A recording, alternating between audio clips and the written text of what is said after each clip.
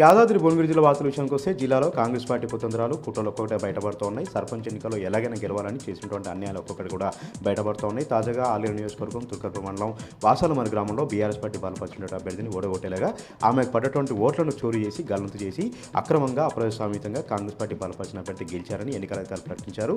ఈ నేపథ్యంలోనే గల్లంతైనటువంటి ఓట్లను దొరకబట్టుకొని వాటిని సాక్ష్యాలతో సహా రాష్ట్ర ఎన్నికల సంఘానికి జిల్లా కలెక్టర్ కూడా ఫిర్యాదు చేశారు. బీఆర్ఎస్ పార్టీ బలపరిచిన అభ్యర్థి ఉమారాణి ఎలాగైనా గెలవాలన్నటువంటి ఒక కుతంత్రం చేసి ఆలేరు ఎమ్మెల్యే బీర్లయ్య అక్కడ అధికారులను మ్యానిపులేట్ చేసి అధికార దుర్వినియోగం పాల్పడి తనకు పడ్డటువంటి ఓట్లను గల్లం చేశారంటూ కూడా ఉమారాణి తీవ్రంగా కూడా ఆరోపణ చేస్తూ ఉన్నారు. ఎన్నికల అధికారులు కూడా ఫిర్యాదు చేయడం జరిగింది. ఇప్పటికైనా సరే వీటిపైన విచారణ చేయాలి, రికౌంటింగ్ చేయాలి. తనకు పడ్డటువంటి ఓట్లను గల్లం చేశారు కాబట్టి మళ్ళీ ఆ ఓట్లను కలిపి లెక్కించి తనను విజేతగా ప్రకటించాలంటూ కూడా ఉమారాణి సందర్భంగా డిమాండ్ చేస్తూ ఉన్నారు.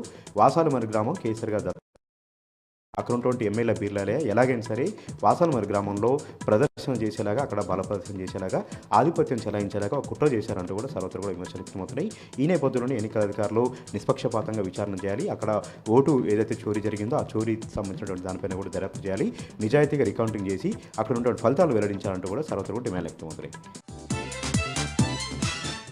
ఇక సూర్యాపేట జిల్లా వార్తల విషయానికి వస్తే కోదాడ నియోజకవర్గం చిలుకూరు మండలం సీతారాంపురం గ్రామంలో ఉద్రిక్త వాతావరణం నెలకొంది. అక్కడటువంటి ఎన్నికల అధికారులను రూమ్లో బంధించి పెద్ద ఎత్తున నిరసన కార్యక్రమం దిగారు. సీతారాం సంబంధించినటువంటి గ్రామస్తులందరూ కూడా ఉప సర్పంచ్ ఎన్నిక సంబంధించి కోరం లేకపోయినప్పటికీ కూడా ఏకపక్షంగా కాంగ్రెస్ పార్టీకి మద్దతు తెలుపుతూ కాంగ్రెస్ పార్టీతో చేతులు కలిపి అక్కడటువంటి ఎన్నికల అధికారులు ఏకపక్షంగా కాంగ్రెస్ పార్టీ అభ్యర్థిని ఉప సర్పంచ్గా పేరు ప్రకటించారంటూ కూడా సర్వత్రా కూడా ఆందోళన వ్యక్తం చేస్తూ ఆగ్రహం వ్యక్తం చేస్తూ ఎన్నికల అధికారులను రూమ్లో దిగారు. కలెక్టర్ వచ్చి సమాధానం చెప్పేంత వరకు కూడా నిరసన విరమించలేదంటూ కూడా వాళ్ళు పెద్ద ఎత్తున కూడా ఆందోళన కార్యక్రమం నిర్వహించారు.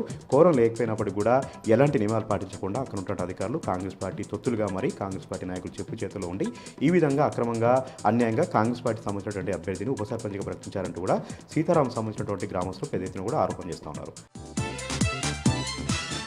నల్గొండ జిల్లా వార్తల విషయానికి వస్తే నల్గొండ జిల్లా నాంపల్లి మండలంలో పర్యటించారు మాజీ మంత్రి హరీష్ రావు. అక్కడ గెలిచినటువంటి సర్పంచ్లకు అభినందన సభ ఏర్పాటు చేశారు. ప్రతి ఒక్కరిని కూడా సత్కరించడం జరిగింది.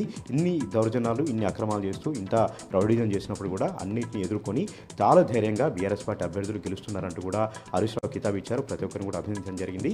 కేసీఆర్ గారు 10 ఏళ్ల కాలంలో చేసినటువంటి అభివృద్ధి సంక్షేమ పథకాలే బీఆర్ఎస్ పార్టీకి ఈరోజు విజయాలు తెచ్చిపెడుతున్నాయంటూ కూడా మరోసారి స్పష్టం చేశారు. ఇక ఎగిరేది గులాబీ జెండానే, రాబోయే రోజున కూడా గులాబీ జెండావే. వచ్చే ఎన్నికల్లో కేసీఆర్ గారు ముఖ్యమంత్రి కావడం ఖాయం, తెలంగాణ అభివృద్ధి చేయడం ఖాయం అంటూ కూడా హరీష్ రావు మరోసారి కూడా స్పష్టం చేశారు. నల్గొండ జిల్లాకు సంబంధించినటువంటి వార్తలు ఒకసారి చూస్తే రేపు జరుగుతున్నటువంటి 3వ విడత గ్రామ పంచాయతీ ఎన్నికలకు సర్వం సిద్ధం చేస్తున్నారు.